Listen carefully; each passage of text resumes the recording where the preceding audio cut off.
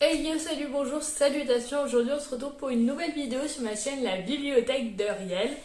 Et on va parler du bénévolat que j'ai fait aux Pays-Bas pendant 2 semaines cet été. Donc un peu rien à voir avec la lecture, mais ça a quand même occupé une grande partie de mes vacances, donc j'avais envie de vous en parler. Juste avant que cette vidéo commence, n'hésitez pas à mettre un like, à commenter et à vous abonner à ma chaîne YouTube. Et c'est parti. Donc en gros tout commence pendant le mois de juin où j'avais un peu rien de prévu pendant les vacances d'été, enfin en tout cas pendant le mois de juillet.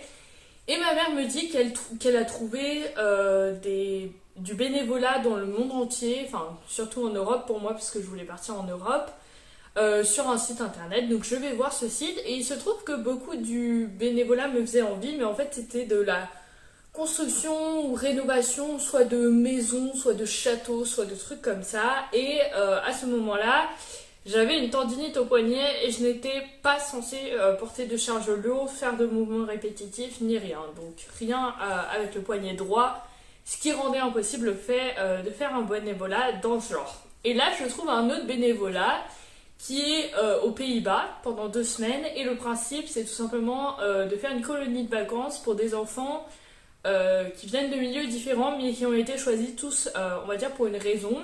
Soit parce qu'ils ont des besoins spéciaux type handicap physique, autisme, troubles de l'attention.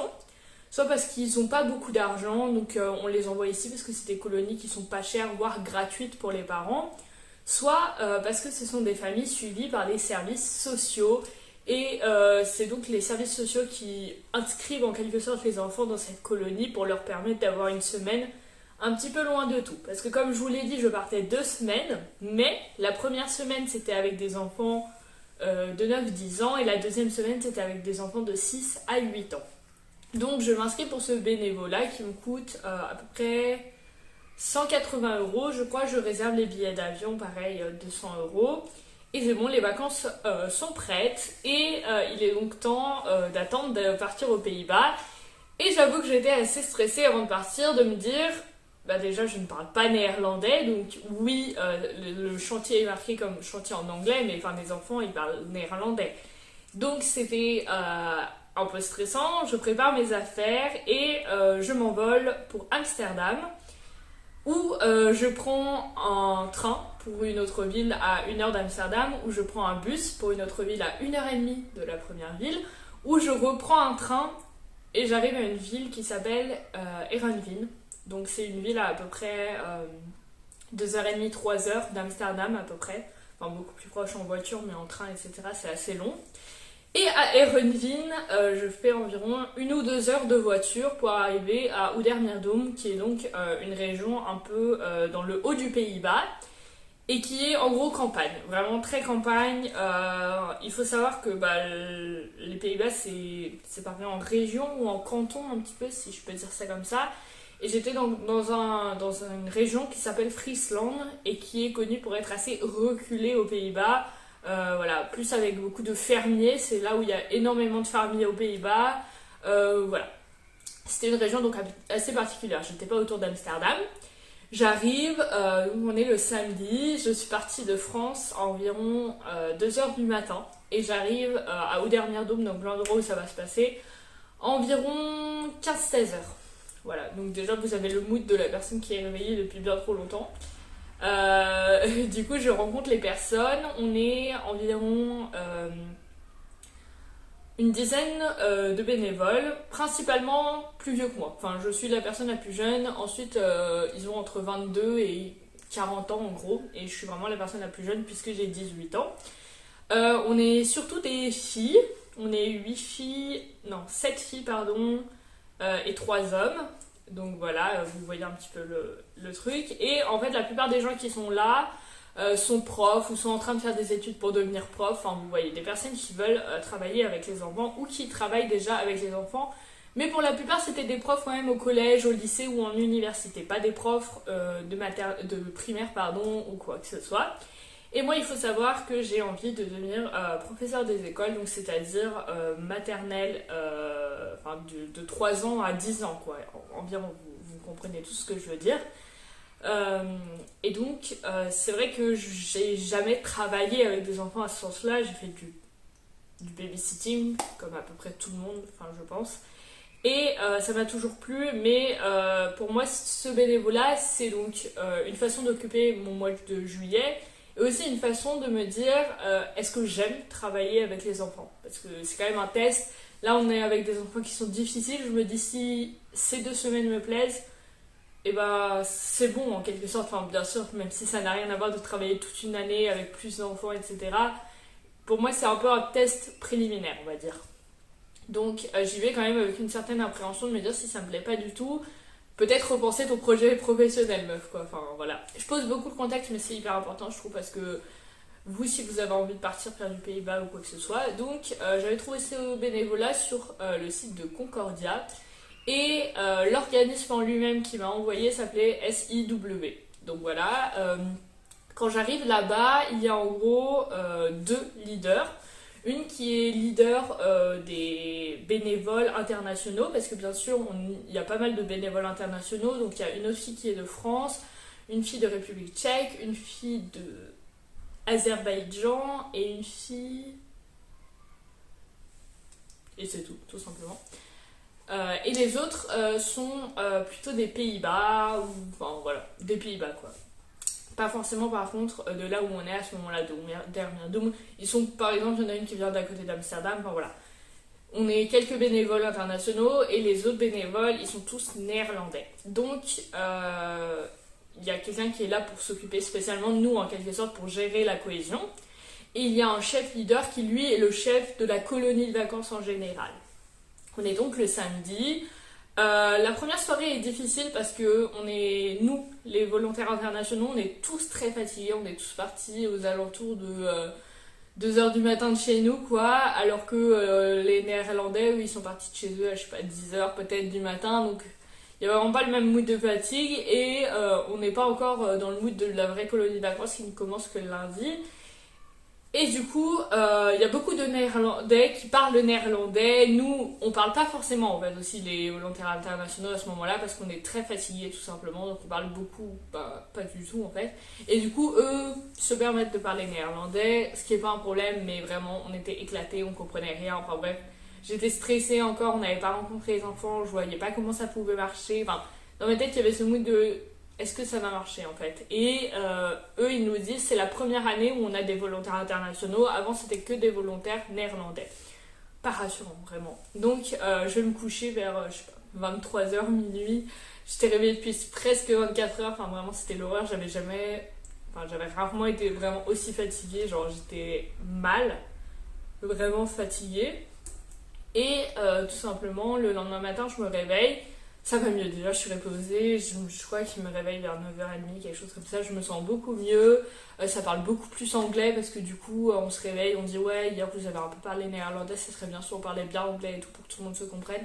Ça parle anglais, tout se passe bien, on commence à rigoler et tout, vraiment tout se passe super bien.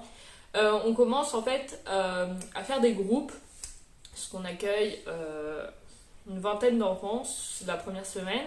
Et on fait donc des groupes avec chacun 4 ou 5 enfants par groupe, ou 6, ça dépend un petit peu, voilà.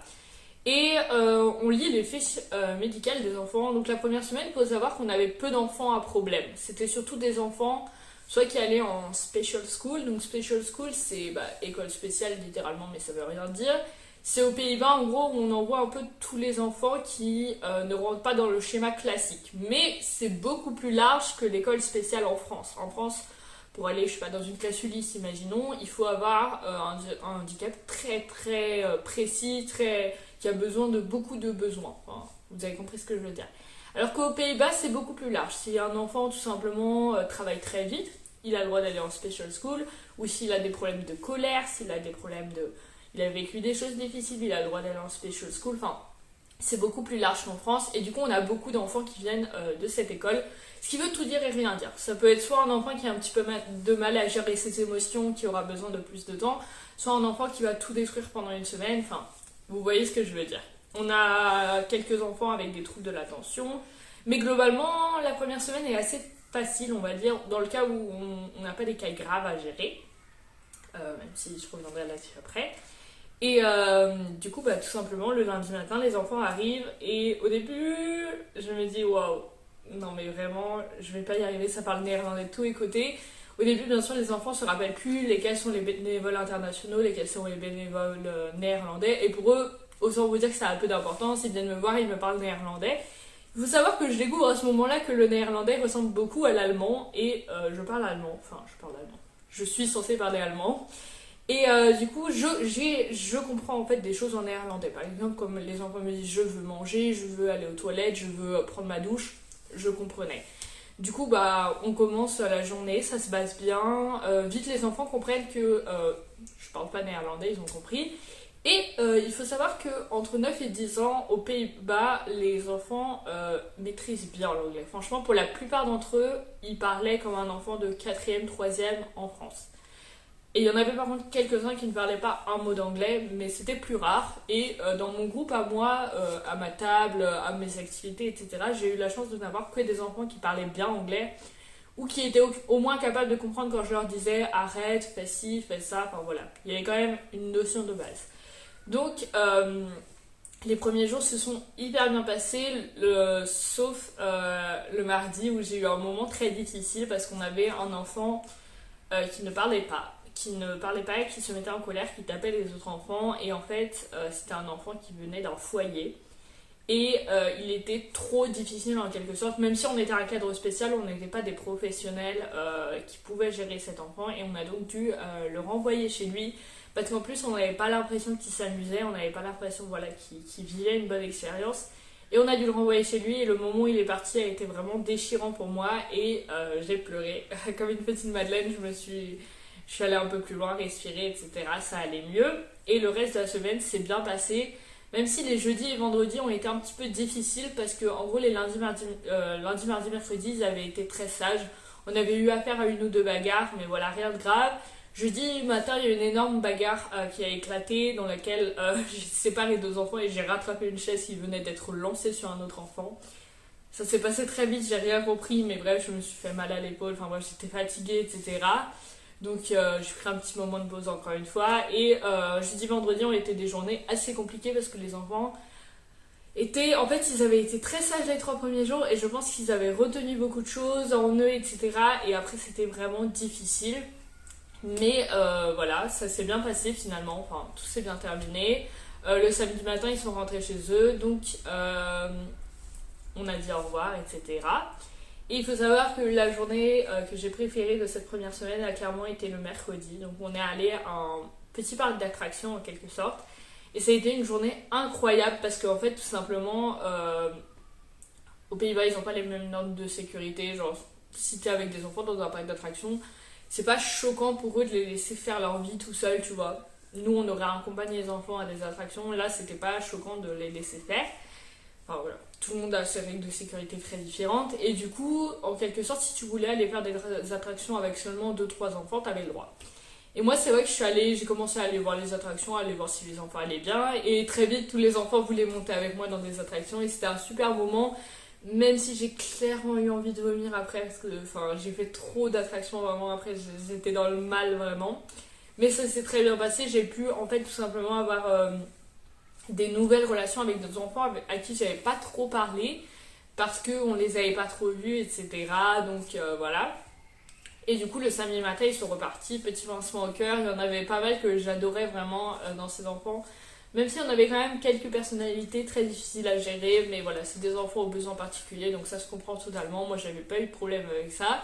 Et c'est vrai que tout le monde me faisait beaucoup de compliments en me disant, surtout la dame qui était en fait la leader un petit peu des bénévoles internationaux, elle m'a fait énormément de compliments, ce qui m'a beaucoup touchée. Déjà, elle m'a dit que je parlais très bien anglais, ce qui était très gentil parce que j'avais peur un peu, étant donné que j'étais avec des adultes en quelque sorte, d'avoir un moins bon niveau d'anglais. Et aussi, elle m'a dit que ça se voyait que j'étais vraiment faite pour être prof, que j'avais une façon de parler aux enfants qui était incroyable et tout. Donc ça m'a beaucoup émue et ça m'a beaucoup rassurée sur le fait de pouvoir être prof en fait. Donc cette première semaine s'est bien passée. Le samedi, on est allé au restaurant avec certains bénévoles juste pour se détendre vraiment. J'étais fatiguée. Il faut savoir que le samedi, genre les enfants ils sont partis autour de 11h et ils m'ont dit, les autres bénévoles, On va aller au restaurant après si tu veux venir avec nous. Ce que j'ai répondu ouais, pas de problème et tout. Je me pose juste sur un banc dehors, redites-moi et tout quand on part. Ils me disent ouais, pas de problème. Je me pose sur un banc dehors et je me suis endormie pendant au moins 2 ou 3 heures. Et genre vers 15 heures, enfin, j'ai fait des moments de réveil, des moments de dodo, mais vraiment j'étais bien. Et vers 15 heures, ils m'ont dit bah, on va peut-être aller manger en fait. Donc on est allé manger. J'ai passé une super après-midi, une super soirée. Le dimanche, du coup, il y a un nouveau leader du camp qui est arrivé, que j'ai bien aimé, mais le feeling n'était pas le même parce qu'il était plus âgé. Ce qui est pas mal, hein, mais c'est juste que pour moi c'était pas le même feeling et forcément les personnes plus âgées ont tendance à moins bien parler anglais. C'est-à-dire que l'autre il avait je crois 35 ans, le premier leader du camp, et le deuxième avait 63 ans. Voilà, quand même un gros écart.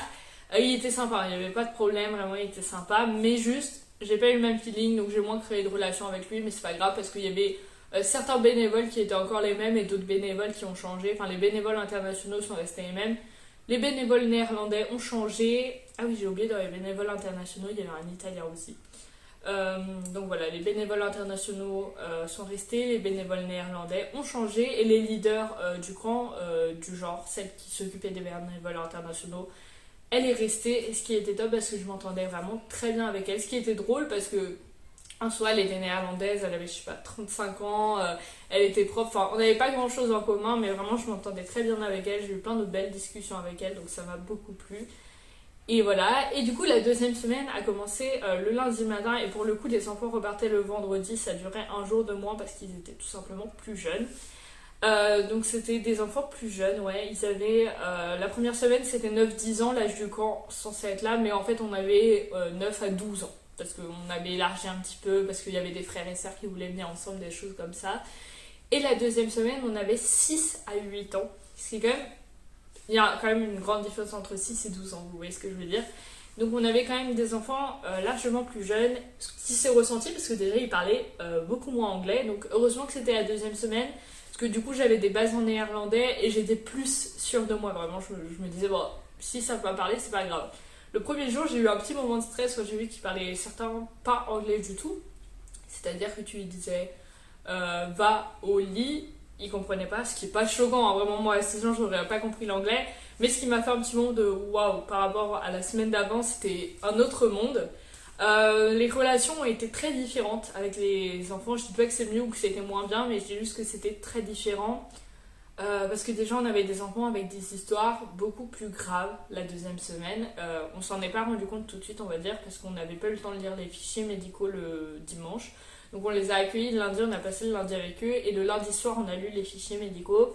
Et j'ai découvert des choses très difficiles, donc ça a été une soirée très difficile pour moi de lire tout ça en fait, et de les... C'est pas lire que... Enfin je veux dire quand dans un... Enfin, on sait tous qu'il y a des enfants qui sont violés, qui sont battus par leurs parents, on sait tous qu'il y a des choses comme ça qui arrivent, mais c'est pas la même chose de lire les dossiers médicaux, d'avoir leur vécu et d'avoir l'enfant en fait autour de soi en même temps. Pour moi, c'est pas du tout la même chose.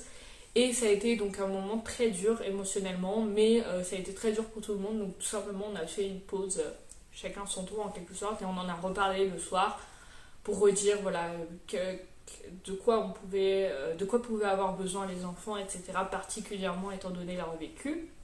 Et du coup, on avait donc beaucoup plus d'enfants avec donc des vécus difficiles et beaucoup moins d'enfants dont le seul problème, même si c'est pas du tout un problème, c'était de ne pas avoir d'argent pour partir en vacances. Donc on avait beaucoup ça la première semaine, juste des enfants qui n'avaient pas beaucoup d'argent, donc qui étaient envoyés ici parce que c'est pas cher, donc c'est des bénévoles qui travaillent. Et la deuxième semaine, on avait beaucoup moins d'enfants avec des problèmes d'argent, mais beaucoup plus de familles suivies par les services sociaux. Et en plus de ça, ils étaient plus jeunes. Moi, j'ai créé des relations très différentes parce que on peut dire que la première semaine, j'avais des relations presque pas adultes, parce que c'était pas du tout des adultes, mais disons que j'avais des discussions avec les enfants, vu qu'ils parlaient bien anglais. Parfois, on parlait d'autres choses en fait que ce qui était en train de se passer là maintenant. On parlait de ma vie, on parlait de leur vie, on parlait de tout en fait. Ils me posaient des questions, pourquoi t'as une couleur sur tes cheveux, des choses comme ça. La deuxième semaine, beaucoup moins, mais en même temps, il y a eu beaucoup plus d'échanges au moment des jeux, je dirais, parce que la première semaine, si par exemple les enfants se posaient sur des jeux de société, parfois ils venaient me chercher pour jouer, parce que bien sûr, ils aiment toujours, c'est toujours mieux de jouer avec un adulte, Mais ils savaient globalement se gérer dans ces moments-là. La deuxième semaine, c'était très différent, on était beaucoup plus avec eux. Et du coup, forcément, c'était beaucoup plus fatigant. Je palpite à ce moment-là. J'ai récupéré le sommeil depuis, hein. Donc c'était beaucoup plus fatigant. Et en même temps très différent, c'était des enfants qui étaient très demandeurs d'attention et d'amour, qui venaient énormément faire des câlins. Moi je sais que j'ai été souvent chargée du sommeil le soir, parce que c'est une tâche que j'aime bien, donc c'était à moi de mettre les enfants au lit, de veiller à ce qu'ils s'arrêtent de parler. La première semaine, on avait beaucoup eu de problèmes avec des filles qui parlaient le soir, mais c'était plus facile à gérer. Et la deuxième semaine, on a eu des problèmes avec tout simplement, enfin c'est pas un problème, mais c'est énervant quand ça fait 1h30 que tu les as mis au lit, des enfants qui se relevaient énormément pour demander des câlins, pour demander une dernière histoire, pour demander est-ce que je peux avoir mon ours en peluche que j'ai décidé de poser, enfin des choses comme ça, donc des choses euh, plus difficiles en fait tout simplement. Pour moi c'était une relation tout à fait différente. C'était des enfants ouais, qui étaient très demandeurs de câlins, d'être portés dans les bras, etc. Moi, j'ai pas de problème avec ça, vraiment. Je sais qu'il y a des adultes qui préfèrent pas faire de câlins aux enfants, etc. Parce que, pour diverses raisons, parce que tous les enfants n'auront pas de câlins. Moi, c'est vrai que je suis vraiment une personne qui va donner à l'enfant ce qu'il demande sur le moment. C'est-à-dire qu'il y a des enfants, ce qu'ils ont besoin, par exemple, ça va être de jouer au foot avec moi pendant 30 minutes. Je vais le faire. Il y a des enfants, ils vont avoir besoin qu'on se mette à plusieurs sur le canapé et qu'on se caresse les cheveux, qu'on se gratouille les cheveux, qu'on fasse des petits câlins, qu'on dise ah je t'aime, ah voilà, gna gna gna. Il y a des enfants qui vont avoir besoin au contraire de rien du tout, qu'on va presque pas voir de la semaine, même si ça veut rien dire, mais des enfants qu'on voit pas forcément, avec lesquels on va pas forcément créer une relation en fait, parce qu'ils savent jouer tout seuls. Ils se gèrent tout seuls en fait, quand ils mangent ils n'ont pas besoin d'aide, des choses comme ça.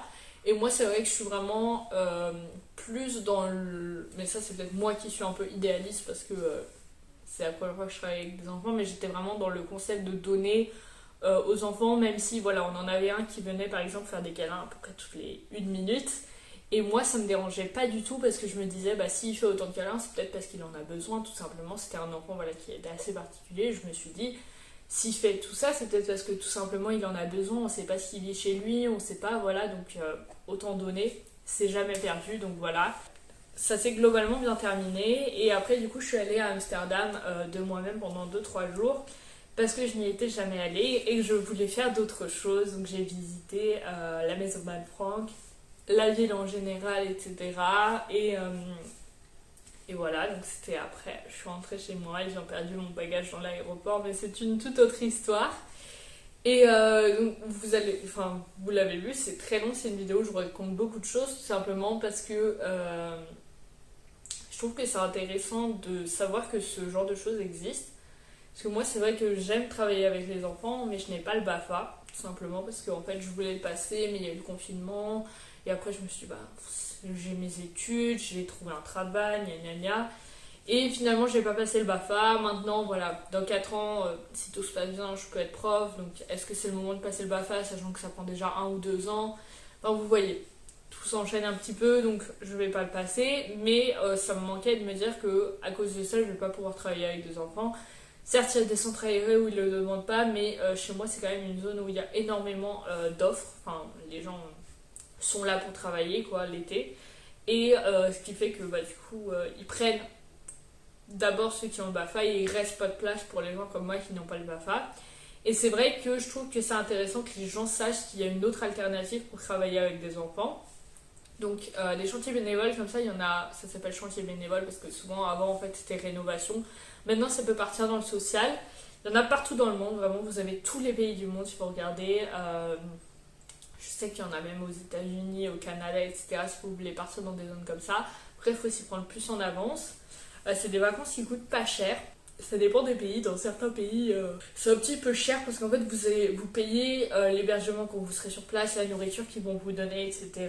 Donc moi, c'était 180 € par exemple, qui est, je trouve, pas excessif pour 2 semaines. C'est ce que mes parents auraient de toute façon dépensé dans ma nourriture, etc. Et vous avez aussi, en fait, des chantiers pas du tout chers. par exemple en France vous avez des chantiers à 20 €. Donc c'est une somme symbolique juste pour dire je réserve ma place en payant pour pas que les gens s'inscrivent à tout et n'importe quoi. Et du coup, c'est des vacances qui ne coûtent pas cher parce que, imaginons que vous preniez un chantier en France qui n'est pas très loin de chez vous, vous payez 20 € pour les 2 semaines là-bas et vous payez, je sais pas, 50 € de bus. Voilà, c'est des vacances qui restent largement abordables. Sur place, normalement, vous n'avez aucun coût à avancer. Moi, les seules choses que j'ai payées, c'est le trajet, mais c'était bien marqué qu'il fallait aller de Amsterdam à Eindhoven par soi-même. Donc ça, je l'ai payé. C'est vrai que le trajet aux Pays-Bas est quand même assez cher si vous y allez. Et sinon, ce que j'ai payé, bah, c'est tout. Enfin, quand j'étais là-bas, qu'on est allé au restaurant, qu'on m'a offert un truc à boire, c'était toujours offert par l'association. Donc, en quelque sorte, une fois que vous avez réglé ces frais-là, vous n'avez plus de frais à régler pendant les 2 semaines. C'est des vacances qui sont abordables, c'est des vacances qui sont faciles. Vous pouvez réserver très peu avant. Vraiment, je sais qu'il y a des gens qui réservent une semaine avant. Donc ça peut être un truc de secours. Après, bien sûr, vous ne pouvez pas choisir où vous allez, vous ne pouvez pas forcément choisir le thème. Donc comme je le dis, il y a beaucoup de thèmes. Il y a handicap, il y a enfants, il y a personnes âgées, il y a du coup chantier bénévole où vous rénovez quelque chose. Il y a environnement, enfin bref. Il y a des millions de thèmes qui existent. Vous pouvez y aller, faire un tri par thème, faire un tri par pays. Et je trouve que c'est une belle expérience. Enfin, moi, c'est quelque chose que je referai sûrement l'année prochaine. Peut-être pas aux Pays-Bas. Peut-être tenter un autre pays, peut-être, je sais pas, peut-être même en France. Je vous avoue que je sais pas encore, parce que c'est vrai que le fait de partir dans un autre pays, c'est quand même plaisant. Et en même temps, est-ce que ça me plairait pas de le faire en France? Je peux pas vous dire, je vous ferai peut-être une vidéo l'année prochaine. Au début, je voulais vlogger tout ça, j'ai commencé un petit vlog dans l'avion et puis j'étais bien trop fatiguée pour continuer. Donc si vous y allez, soyez prêts à travailler. Je sais que ça dépend des chantiers. Là, c'était un chantier où il y avait beaucoup de choses à faire. C'est-à-dire que, bien sûr, toute la journée, on était auprès des enfants, mais le soir, il y avait d'autres choses à faire. C'est-à-dire, pendant la journée, il fallait aussi cuisiner. Le soir, il fallait aussi nettoyer les salles de bain, nettoyer les douches, nettoyer, enfin voilà, ce qu'il peut y avoir à nettoyer. C'est pas que 8h, 18h, enfin 8h, 22h, vous avez compris ce que je veux dire. Il faut s'attendre à pas dormir énormément, enfin surtout qu'aux Pays-Bas ils sont adeptes du grand dortoir, donc c'est-à-dire que tous les garçons dorment ensemble, toutes les filles dorment ensemble, ce qui fait que nous on avait à peu près 15 filles par exemple la deuxième semaine et on était je sais pas 5-6 bénévoles filles, ce qui fait qu'on était 20 personnes à dormir dans la même chambre et les petits enfants ça se réveille tôt, donc c'est vrai que des fois on allait se coucher aux environs de minuit, 1h du matin, et parfois à 5h, 6h du matin, on avait des petits enfants qui nous réveillaient. Donc voilà, il faut savoir que pendant 2 semaines, vous n'allez pas dormir énormément, mais ce que j'en retiens, c'est que j'ai vécu une super expérience. Vraiment, j'ai rencontré des personnes incroyables. On se suit sur Insta, voilà, on partage des petites photos, encore des moments, on n'a pas envie que ce soit arrêté. Donc, j'ai rencontré vraiment des personnes formidables, j'ai passé des super moments. J'ai pu apprendre les bases d'une autre langue, c'est-à-dire pas grand-chose, mais je connais quelques mots, etc. C'était sympa. J'ai pu visiter un autre pays, parce que voilà, vous avez 1 ou 2 jours de libre normalement dans la semaine. Nous, on n'a pas vraiment eu ça, parce que, enfin, bref, il y a eu un micmac, mais vous avez quand même un petit peu de temps de libre. Et après, si vous voulez prolonger votre séjour dans le pays, bah, libre à vous. Enfin, vu que c'est pas eux qui gèrent le trajet, j'ai envie de dire, je sais qu'il y a une fille qui était restée presque une semaine aux Pays-Bas avant le truc, donc c'est totalement possible. Ça a été aussi difficile émotionnellement parfois parce que c'est des enfants qui étaient avec nous 24 heures sur 24. Donc parfois voilà, il y a un besoin de décompresser, il y a un besoin de pleurer un coup, de s'énerver un coup. Donc tout simplement, si vous faites ça, n'hésitez pas voilà, à dire ah bah j'ai besoin de 20 minutes dans mon coin et tout. Nous c'est vrai qu'on s'était vraiment organisé pour qu'à n'importe quel moment quelqu'un puisse dire oui j'ai besoin de me poser et tout. Enfin voilà. Mais c'est une super expérience. C'est vrai que moi, bah, du coup, je suis assez anxieuse. Vu que j'ai de l'anxiété, c'est pas un scoop. Et ça me faisait un peu peur d'aller dans un autre pays, de devoir prendre plusieurs trains, de devoir trouver, de devoir socialiser avec des nouvelles personnes, de devoir apprendre à connaître des enfants. Ça me faisait un peu peur, mais finalement, malgré que ce soit vous, le bénévole, vous êtes adulte, selon votre âge, on va plus ou moins vous prendre en charge. Moi, je sais que j'étais un peu plus prise en charge que les autres. Je sais pas comment expliquer, mais disons que les adultes, ils faisaient quand même attention à moi parce que j'étais plus jeune, on va dire. Voilà, j'avais 18 ans, je suis majeure depuis 9 mois, quoi. Donc forcément, c'était pas la même relation. Ils ont vu ce dont j'avais besoin ou pas. Et j'étais pas exactement comme les autres bénévoles, on va dire, parce que tout simplement, entre quelqu'un forcément qui a 35 ans et quelqu'un qui a 18 ans, il y a une différence. Et forcément, vous allez voir qu'il y a un encadrement qui va se faire. Mais bien sûr, face aux enfants, on était tous aussi responsables. On avait tous le même niveau d'autorité, etc. Bref, c'est une longue vidéo où j'ai tout un peu raconté parce que je trouve que, enfin, pour moi c'était intéressant. J'avoue que je sais pas trop si vous allez cliquer ou pas sur cette vidéo. J'en avais aussi parlé dans ma story Instagram. Donc j'ai une story à la une qui s'appelle Bénévolat où j'ai posté des petites photos de là-bas. Pas de photos avec les enfants, bien sûr, parce qu'on ne partage pas de photos d'enfants sur les réseaux sociaux. Ça, c'est pareil qu'en France, hein, on va pas faire n'importe quoi avec les images des enfants. Mais du coup, c'était très chouette. Et si vous avez des questions, n'hésitez pas à les poser. Vraiment, je serais hyper ravie d'y répondre. Et voilà, je pense que c'est tout ce que j'avais à vous dire. J'essaie de chercher un peu dans mes mémoires, mais vraiment, c'était un super voyage je pense que je vais sûrement repartir l'année prochaine. Ça dépendra de ce que je trouverai comme travail, ça dépendra de mon temps. Ça dépendra de si j'ai ou non mon année, bien sûr, mais ça dépendra de plein de choses. Mais j'espère quand même pouvoir repartir. Et voilà, c'est tout ce que j'avais à vous dire en quelque sorte. J'espère que cette vidéo vous a plu. Si c'est le cas, n'hésitez pas à mettre un like, à commenter. Toi, est-ce que tu aimerais faire ce genre d'expérience? Je sais que ça existe aussi pour les personnes mineures. Le cadre n'est pas le même, bien sûr, tu ne peux pas travailler avec des enfants, mais il y a d'autres chantiers qui existent, notamment autour de l'environnement, etc. Donc n'hésitez pas à regarder. Vous pouvez taper chantiers bénévoles internationaux, ça se trouve partout. N'hésitez pas à me poser des questions si vous en avez, j'aurai peut-être la réponse ou pas, je pourrais peut-être vous aider à la trouver sinon. Et n'hésitez pas à vous abonner à ma chaîne YouTube parce que ça fait toujours plaisir, on est en route pour les 900 abonnés.